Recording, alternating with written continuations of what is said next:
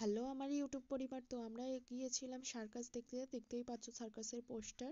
আমরা সবাই মিলে গিয়েছিলাম, এখানে টিকিট কাটা হয়ে গেছে টিকিট কাউন্টার থেকে, তার সাথে পপকর্ন।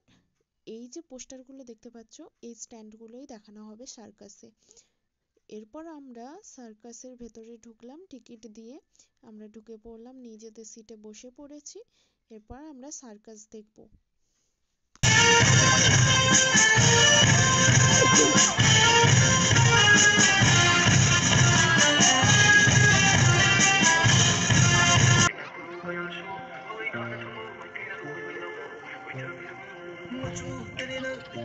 এখানে স্ট্যান্ডে উৎসাহিত করার জন্য হাততালি দেওয়া হচ্ছে।